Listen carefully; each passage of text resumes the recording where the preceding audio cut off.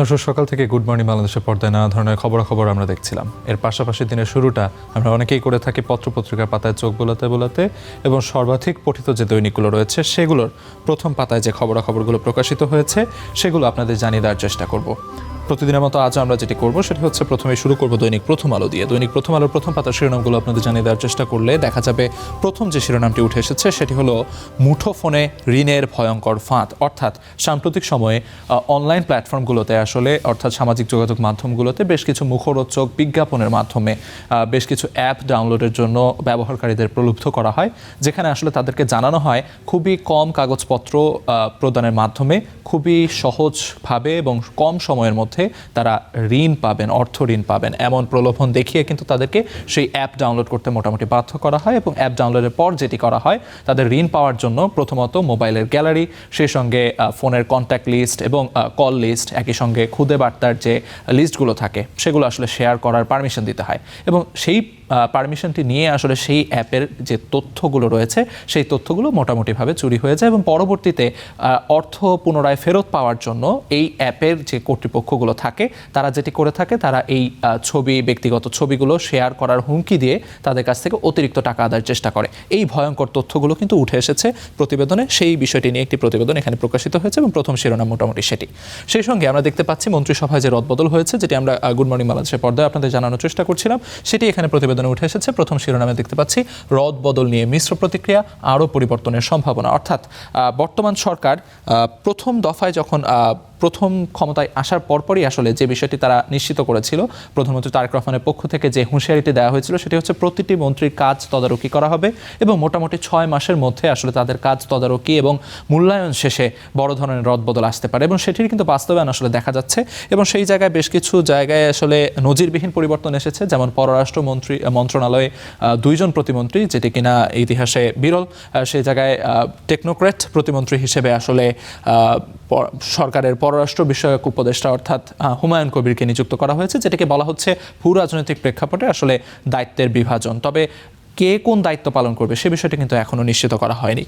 সেই সঙ্গে অন্যান্য যে বিষয়গুলো উঠে এসেছে সেখানে দেখতে পাচ্ছি স্ত্রী, 2 সন্তান সহ রংপুর জেলা স্কুলের সাবেক শিক্ষকের লাশ উদ্ধার। তালাবদ্ধ একটি ঘর থেকে তাদের লাশ উদ্ধার করা হয়েছে।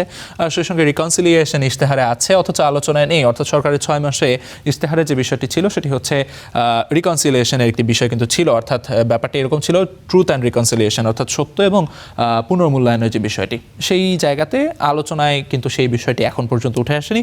এটি নিয়ে একটি প্রতিবেদন দেখা যাচ্ছে। সেই সঙ্গে বাংলাদেশ অস্ট্রেলিয়া ম্যাকাই টেস্টের খবর এখানে রয়েছে। গত দিন শেষে যেমনটি ছিল, আসলে অস্ট্রেলিয়া প্রথম ইনিংসে 8 উইকেটে 165 করেছিল, তবে আজ সকালে কিন্তু এরই মধ্যে অস্ট্রেলিয়া অল আউট হয়ে গেছে 210 রানে। অর্থাৎ সেই জায়গায় বাংলাদেশ মোটামুটি 146 রানে পিছিয়ে থেকে ব্যাটিং শুরু করেছে এবং 1 উইকেটে বাংলাদেশেরও সংগ্রহ 5 রান। অর্থাৎ খুব দ্রুত উইকেট হারানোর যে বিষয়টি এই টেস্টে, সেটা কিন্তু আসলে 2 দলের মাঝে অব্যাহত রয়েছে। তবে বাংলাদেশ আসলে প্রথম ইনিংসে অস্ট্রেলিয়ার তুলনায় বেশ খানিকটা পিছিয়ে ছিল। সেই জায়গা থেকে আসলে এই ইনিংসে ঘুরে দাঁড়াবে বাংলাদেশ, এমনটাই কিন্তু ক্রিকেট প্রেমীদের প্রত্যাশা। মোটামুটি দৈনিক প্রথম আলোর খবরগুলো জানিয়ে দিচ্ছিলাম। এই পর্যায়ে যদি আমরা দৈনিক সমকালের প্রথম পাতার খবরগুলো আপনাদের জানিয়ে দেওয়ার চেষ্টা করি, সেখানে যেমনটি দেখা যাচ্ছে সরকারের এই 180 দিনে স্বাস্থ্য খাতের বেশ কিছু খবর এখানে প্রকাশ করা হয়েছে, যেখানে বলা হচ্ছে হাম প্রতিরোধে যে টিকা বাস্তবায়ন করার কথা ছিল, টিকা কার্যক্রম, সেটি আসলে 1/3 আসলে প্রতিশ্রুতি এ পর্যন্ত বাস্তবায়ন হয়েছে। সেটি নিয়ে একটি খবর এখানে প্রকাশিত হয়েছে। এবং বাংলাদেশ অস্ট্রেলিয়ার খবর রয়েছে, যেখানে বলা হচ্ছে মরা ম্যাচে প্রাণ ফেরালেন শরীফুল। অর্থাৎ স্টার্কের পর শরীফুলেরও যে ফাইফার, সেটি দিয়ে আসলে বাংলাদেশ মোটামুটি ঘুরে দাঁড়ানোর একটি চেষ্টা কিন্তু করেছে, সেটি রয়েছে। সেই সঙ্গে দেখতে পাচ্ছি কর্মী নিয়োগে অখ্যাত এজেন্সি ফেয়ার সিন্ডিকেটের আশঙ্কা। অর্থাৎ এখানে মালয়েশিয়া শ্রমবাজার নিয়ে একটি বিষয় রয়েছে, সেটি আসলে উঠে এসেছে যে অখ্যাত যে এজেন্সিগুলো রয়েছে সেগুলোকে আবারও এই দায়িত্ব দেওয়া হলে সিন্ডিকেট আবার ফিরে আসে কিনা সে বিষয়টি নিয়ে একটু শঙ্কার জায়গা রয়েছে, সেটি এখানে প্রকাশিত হয়েছে।